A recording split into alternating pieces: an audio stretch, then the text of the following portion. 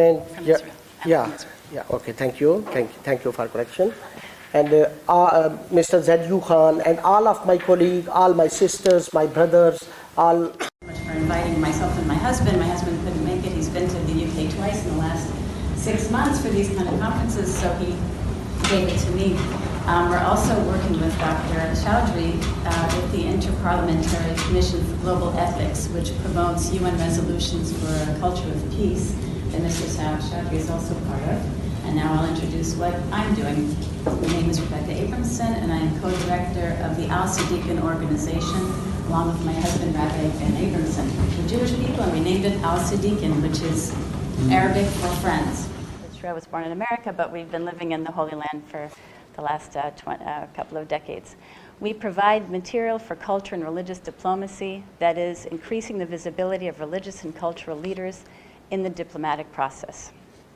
We're an association of Muslim and Jewish scholars worldwide engaging in research concerning the legal, judicial, and historical connections between Islam and Judaism, and one dream of ours is to reestablish joint courts in which Muslim fiqh and Jewish rabbis work together to discuss, debate, and most of all, validate each other as people of the book and as righteous among the nations.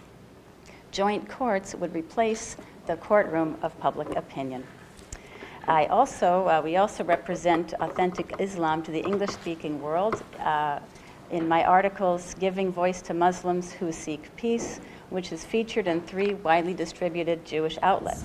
The purpose here is to raise awareness of authentic Islamic teachings and build bridges between East and West. Sadiqin, I'll say this, also offers an alternative paradigm to only using humanism and relativism via peacemaking. We believe that peacemaking can indeed be made via scripture and tradition. As you just indicated, if it's Islamic, it is peaceful. So now I want to speak about a little bit of the history of political science in the United Kingdom and how it implies today and how it ties everything together with Judaism and Islam. The United Kingdom is the land of the Magna Carta, a 13th century Declaration of Human Rights described as the greatest constitutional document of all times. Another triumph of justice is found in the Salifat al-Medina, the Constitution of Medina, which Muhammad made with the Jewish tribes, forging an Ummah Wahida, or united nation, between Muslims and non-Muslims. In the spirit of federalism, each community had its own laws, but they were also interconnected at a higher level. Let's look at how this applies to us today.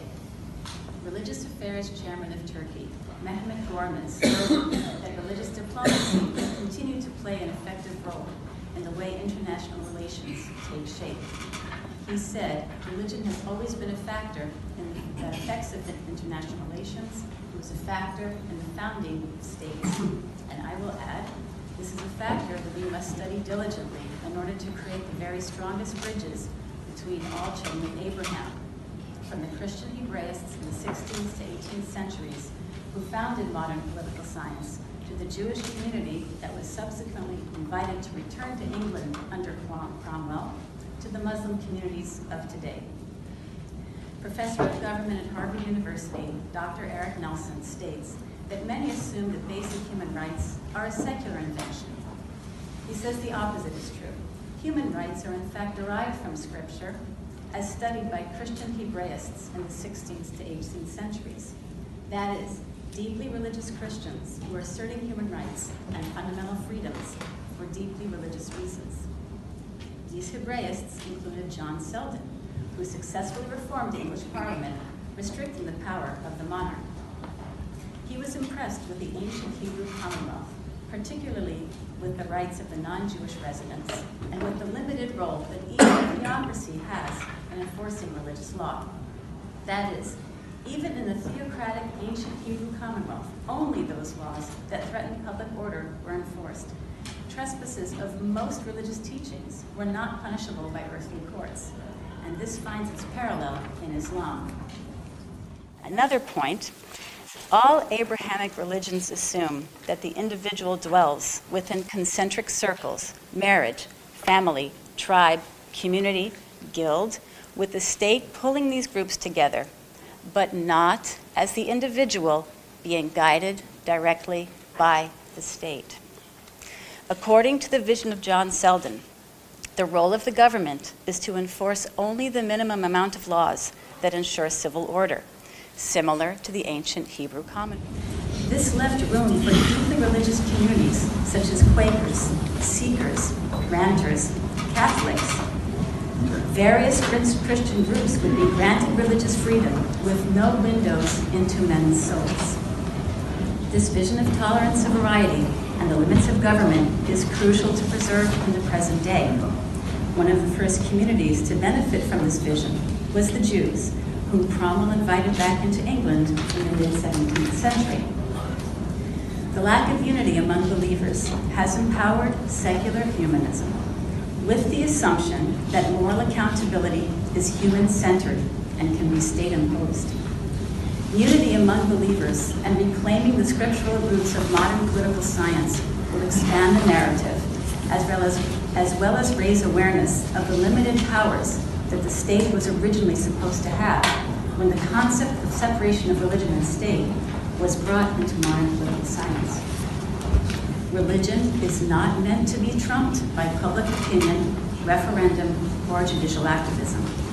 Freedom of religion is meaningless if government fiat can trump values that Abrahamic religions hold dear.